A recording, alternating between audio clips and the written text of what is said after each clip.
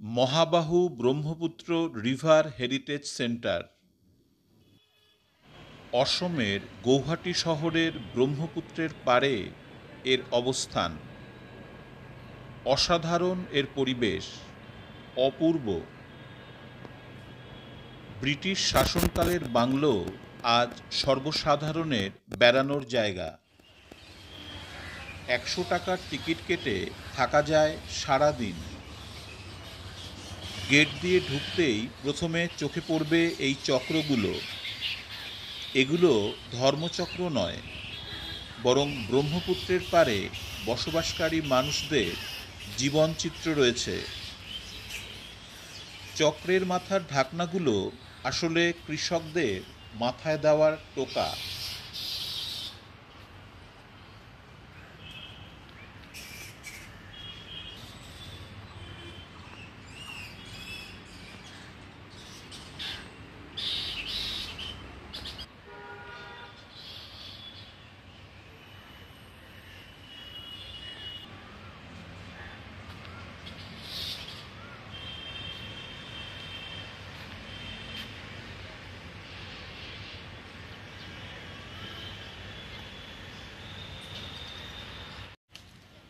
এই বাংলোটি ছিল ঔপনিবেশিক শাসনকালের শাসক প্রধানের বাসস্থান।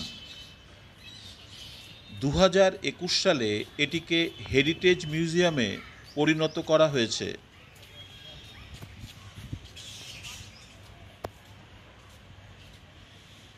নদীকেন্দ্রিক অসমের জীবনযাত্রার সাথে জড়িয়ে আছে ব্রহ্মপুত্রের অবদান। সেই বাসিন্দাদের জীবনযাত্রাই সুন্দরভাবে ফুটিয়ে তোলা হয়েছে রিভার হেরিটেজ সেন্টারে।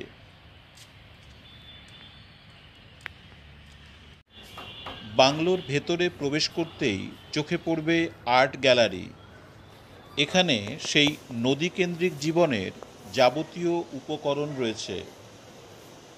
জানা যায় এই চিত্র সংগ্রহগুলি কিছুদিন অন্তর পরিবর্তিত হতে থাকে। আসলে এটি একটি প্রদর্শনী কক্ষ। বারান্দা পেরিয়ে প্রবেশ করলাম সেন্ট্রাল হলে। দেখতে ল্যাম্পশেডের মতো ওপরের শিল্পকর্মগুলি আসলে মাছ ধরার বিভিন্ন সরঞ্জাম। জাকই, খালই, জুলকি, পোলো, চেলা, সেরা, দোলা, কুলা, এইসব।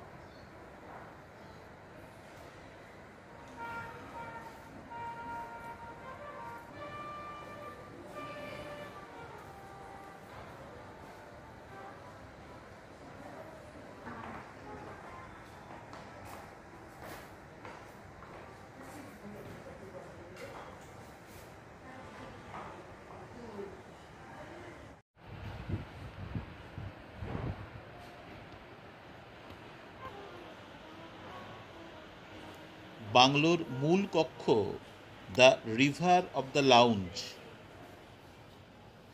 জানালায় যে পর্দাগুলি দেখছেন তা পাট সিল্কের তৈরি। অবিকলভাবে রাখা রয়েছে সেই দিনের সেই ফায়ারপ্লেসটিও।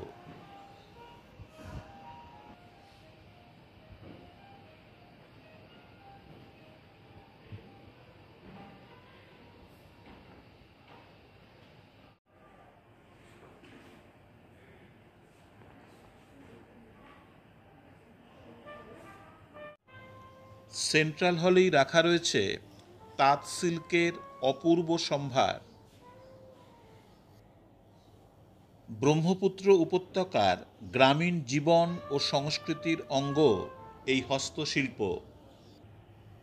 ব্রহ্মপুত্র উপত্যকায় সমস্ত রকম শিল্পকর্মে প্রাকৃতিক জৈব রঙের ব্যবহার থাকে। ঘরবাড়ির দেওয়াল অলঙ্করণেও তারা এইসব রং ব্যবহার করেন।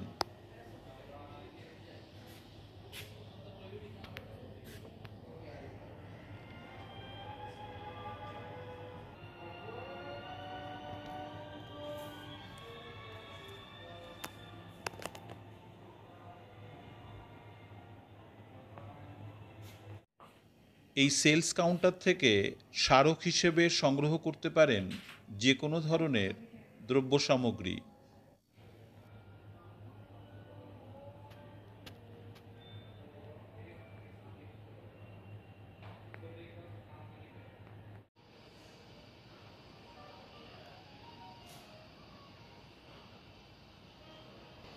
এটি হলো মিটিং রুম। নদীতে চলাচলকারী নানান ধরনের জলযানের দৃশ্য এখানে দেখতে পাবেন।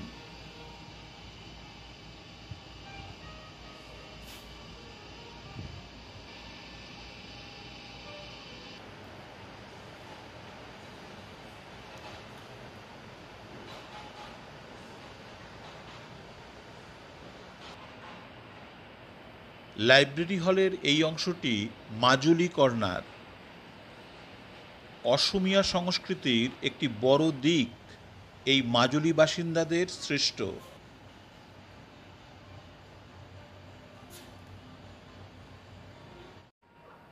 এই ধরনের বাংলোর সিঁড়ি বেয়ে ওপরে উঠলে পিরামিড আকৃতির একটি ঘর পাওয়া যায়।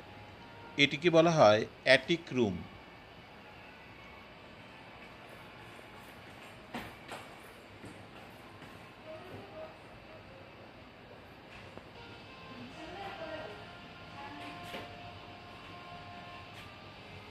এই হলো সেই অ্যাটিক রুম। সঙ্গীত ও বাদ্যযন্ত্র চর্চার নানা উপকরণ রয়েছে এইখানে।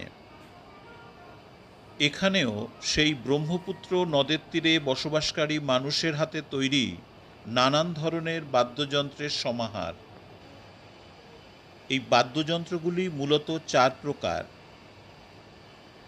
মেমব্রানোফোন এবং অডিফোন, যা মূলত পারকাশন যন্ত্র; অ্যারোফোন হলো বায়ুযন্ত্র; আর কর্ডোফোন হলো তারের যন্ত্র।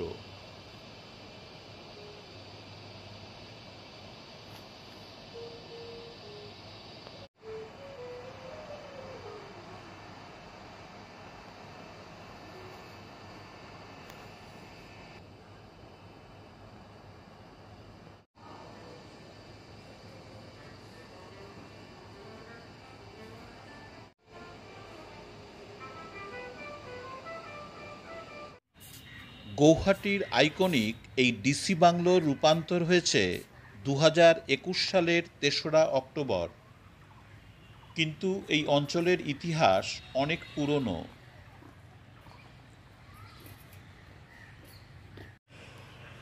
বহুকাল আগে এই পাহাড়ি এলাকা ও নদীর তীরবর্তী অঞ্চলটি ইটাখুলি নামে পরিচিত ছিল।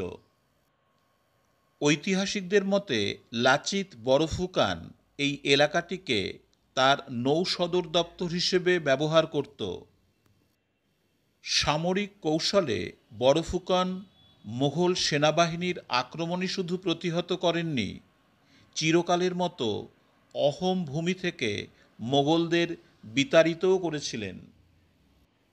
এই বাংলোর অবস্থান নদীর ধারে সেই বড়ফুকান টিলার উপরেই। বীর অহোম সেনাপতি লাচিত বরফুকন তাই অসমবাসীর কাছে আজও মহান বীরের খ্যাতি পান।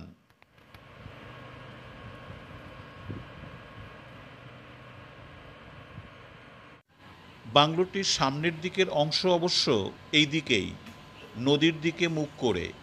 আমরা এতক্ষণ যেটা দেখলাম সেটা ছিল বাংলোর পেছনের দিক। শিশু থেকে বৃদ্ধ সব বয়সের মানুষের জন্য বেড়ানোর আদর্শ একটি জায়গা এই হেরিটেজ সেন্টারটি। সপ্তাহে প্রতিদিনই খোলা থাকে 10টা থেকে রাত 9টা পর্যন্ত। 10 বছরের নিচে এবং 75 বছর বয়সের বেশি কোনো ব্যক্তির টিকিট লাগে না এখানে।